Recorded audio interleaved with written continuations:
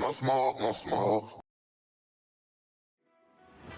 What's up? Welcome to All Gas, No Smoke. Those of you that are returning, welcome back. And those of you that may be new, I kindly ask that you like the video and think about subscribing to help a small channel grow. Today, we're going to be talking about the recap from San Diego. So let's jump into it. But first thing, as we always do in this channel, we have to congratulate our winner. So congratulations to Eli Tomac.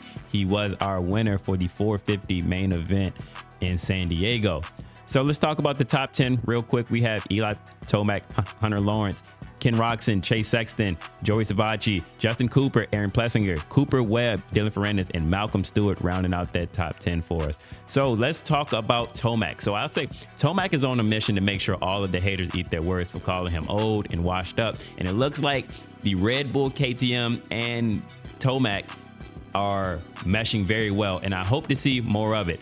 You know, we haven't seen Tomac ride like this probably since 2022, and maybe it was just the Yamaha bike, him not meshing well with that bike, but it seems like he seems to be doing well on the steel frame KTM, and maybe they're taking some of the inputs that he's given and putting those into the tune, the tweaks, and everything like that. So he looks really good on the Red Bull KTM team, and I hope to see more of it. Moving over to Hunter Lawrence. Hunter looked very good out there, and congratulations on the second place, brother. I believe he actually could have won it had he been a little bit more aggressive towards Tomac in a few of those turns. I've said this before, the only way he's getting a championship is if his brother is out, and this is the opportunity. It's not because Hunter Lawrence is a bad rider, but his brother is just a freak of nature. So I hope he sees this as his opportunity to get as close to a championship, if not winning a championship, that he probably is going to get for a while, because even next year, his brother will be back. And again, we know what his brother can do. And not only that, we have a few riders that will be moving up from 250s to 450s, and one notably being Hayden Deegan. So take advantage of this opportunity as you can to get as close to the championship as he can, and if not, just get a few podiums, a few wins out there. Then next we have Ken Roxon. Ken Roxon had a great race as well, and he's actually who I was expecting to win, but Tomac grabbed it at the very end. He's another rider in his 30s who still has a lot of gas in his tank, and as long as they're healthy, I have Eli or Ken Roxon taking the indoor championship. Suzuki, look, kickstart or not, he is making that Suzuki work, right? Updates or not, he is making that bike work. He looks good out there. He is showing that that bike can still get podium. So yeah, shout out to Ken Roxon. Then also, how about Malcolm Stewart? Malcolm Stewart was limping off the track last weekend after that crazy crash with him and Barsha. So he got a top 10 after dislocating his shoulder and having a cracked rib. Just shows how tough this guy is, and you know, the positive mindset that he has. He wants to be out there. He wants to race. Man, Malcolm looked good out there. Congratulations on your top 10 finish. And then we have to talk about Sexton and his bike. So let's talk about the bike first.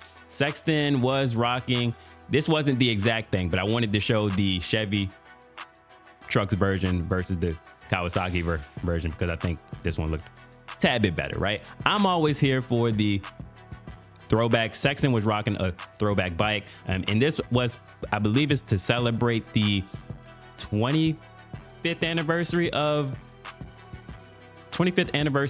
Carmichael's Supercross win. So, and the bike looked good, right? The bike looked good. So let's go through the photos here, right?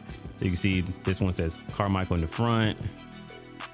It's a good looking bike, right? And I'll say this, right?